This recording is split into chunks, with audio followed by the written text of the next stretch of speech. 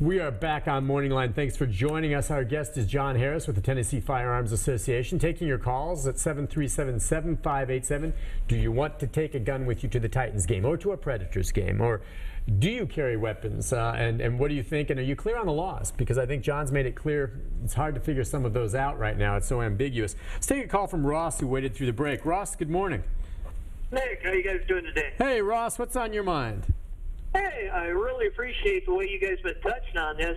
I have yet to hear any of these knee-jerk reactionaries that always say something's got to be done, something's got to be done every time some nut job goes berserk with a gun, and yet they offer nothing specific.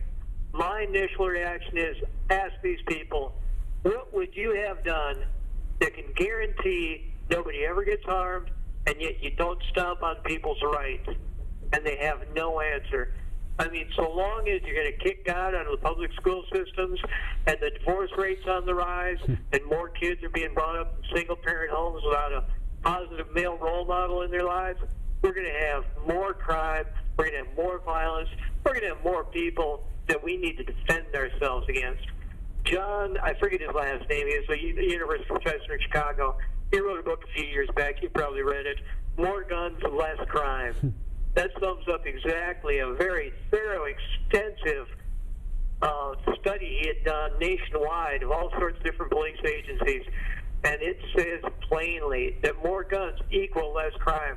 You might be more likely to have your car stolen in the middle of the night if you're in an area that has looser gun laws, but your girlfriend, your wife, your daughter is less likely to get raped. You're less likely to get strong-armed robbed or held up by somebody if they don't know you are legally carrying a gun. I'll let you go on. Thanks, guys. All right, thank you. Do you think that the establishments that choose to post no weapons make themselves targets to some degree, in that maybe some Looney Tune or a robber for that matter figures I can go in here and know I'm not going to encounter a weapon? You know, you see more of these multi-victim mass shootings in gun-free zones than you do in gun shows. But I don't honestly think these crazy, I know, you're right about that. But I don't think these crazy people really, you know, look at the sign and say, okay, I'm going to go. You know, they're going to, you know, the nuts. We've established a lot of these guys are nuts going in. And so I'm not sure. But, yeah, that's a good point. You're not going after something there. But, yeah, I don't know if it is or isn't a deterrent. Some people have called and said that, thinking, okay, maybe the sign, you know, gives people license, thinking they won't have anyone standing up to them. I really don't think that the signs effectively do that. Okay. Because the people that I think are going to engage in this conduct, whether it's rational, planned, or delusional, mental illness, they could care less about what the sign says. You know, they've got an objective, and usually it's to create terror, as in Chattanooga, or it's to create just wanton carnage, which is essentially a component of a suicide manifestation. So that they really could care less if there's a polite sign out front saying no guns. All those signs tend to do, in my opinion, is cost those businesses customers. All right, let's go to Taylor. Taylor, good morning. Good morning, Nick. Hey, good Taylor. morning to your guest. Thank you. I am less concerned on guns in the Titans game than I am the number of young youth that are riding around at night, teenagers at 19 or less and 21 years old, with guns ready to rob someone in the parking lot or these convenience stores and then shoot someone stupidly.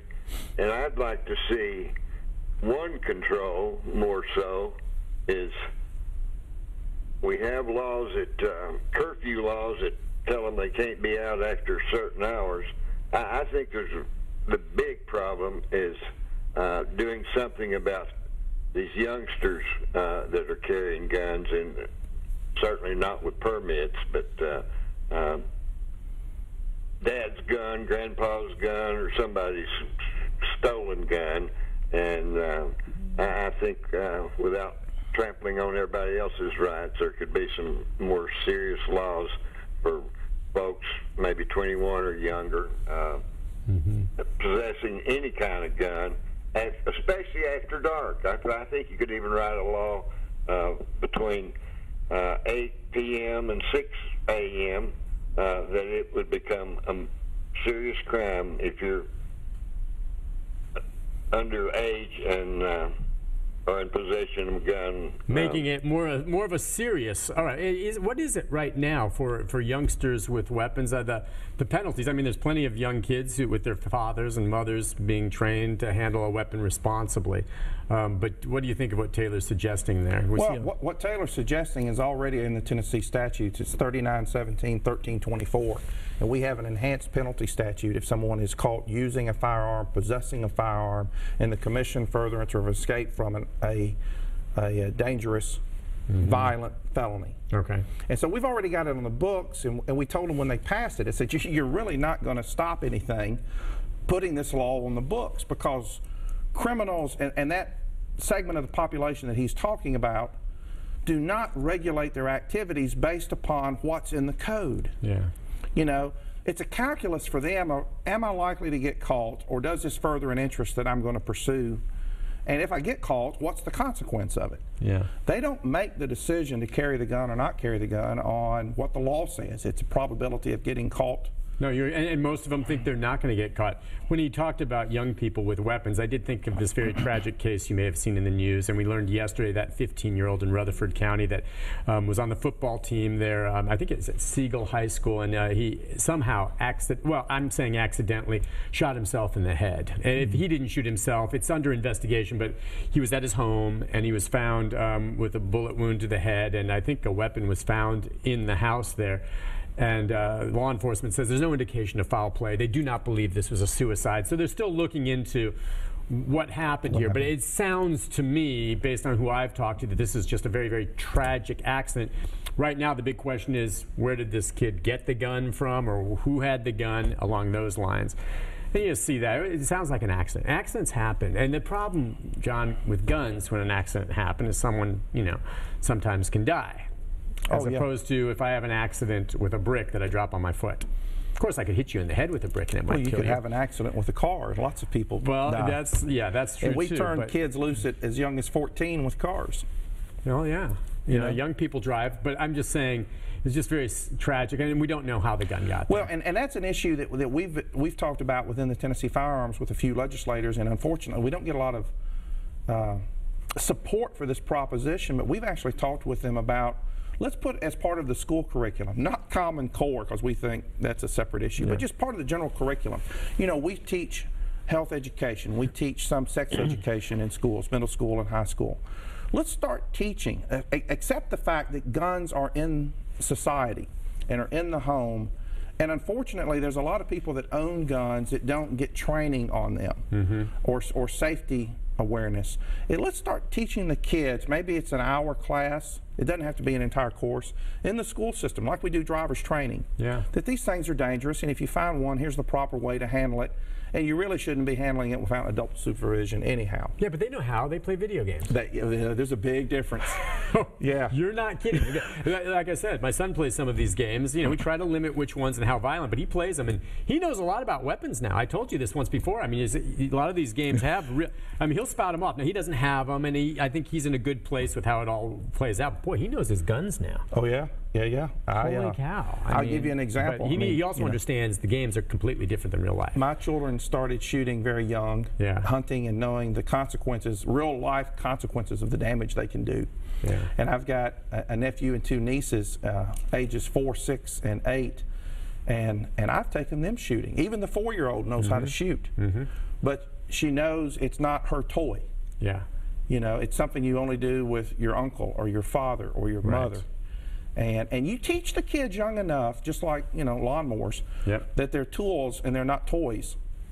And they can respect them. The problem is, in a lot of families and a lot of households, not just in Tennessee but across the country, guns are there and they have a sexiness or a seductiveness to them because of television and games. Right. But the kids aren't being taught what they're really about, so that attraction is diminished. Exactly right. And if the gun's in the house, I can't speak because I don't have guns. I've been working on it. I have a Daisy baby gun. We got some airsoft. But anyway, my neighbor Jimmy though, and Hunter and his son Kyle and Kayla, I think to a lesser extent, but very responsible gun owner, and you can tell in his son, who is just a terrific kid, that he knows how to handle a weapon properly for hunting and all of this, and he was taught it, and Jimmy was dead serious teaching him, and I have no concern with him with a weapon. He's a good, and it's because of what his dad taught him. Let's go to Tommy. Hi, Tommy. Yes, good morning. Good morning. Yes, what I have is this comment. Actually, I'm in my 70s, and I grew up with guns all my life. I had a carry permit, I guess, when they first started it.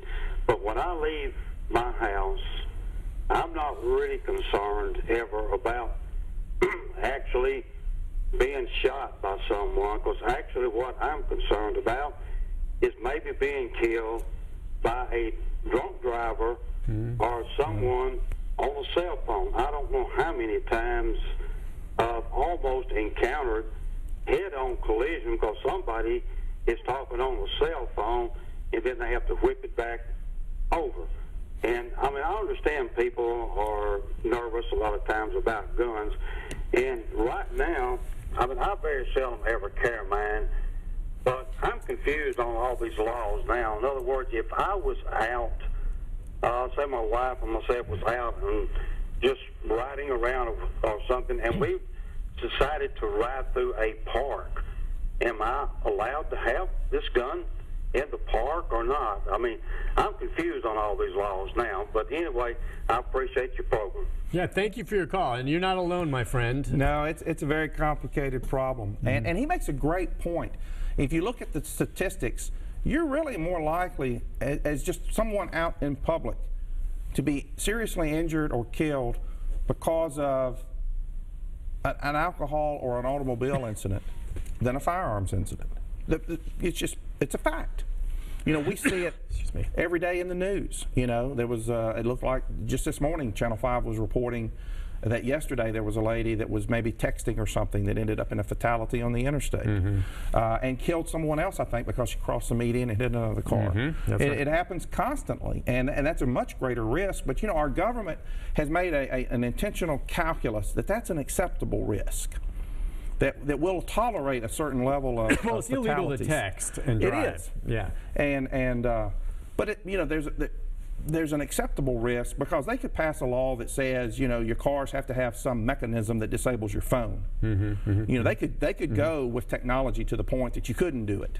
Yeah. But it's an acceptable risk in the calculus to government and most people, frankly, that we're going to allow some level of risk because we want the ability to answer the phone while we're driving, or to make a call, or to receive a text, or to drive when we've had a little bit to drink but not too much. Yeah. Or even to speed. I mean, you know, how hard would it be to put a mechanical device on a car that says you can't go more than 70 miles an hour? Our governor, I had a mini bike that had one of those on there, couldn't go over 20 miles an hour. My dad had it, and I really wanted to go fast. Yeah. You could do it, but they don't, and that's the government's role if they can. Now listen, we'll take a break on that note.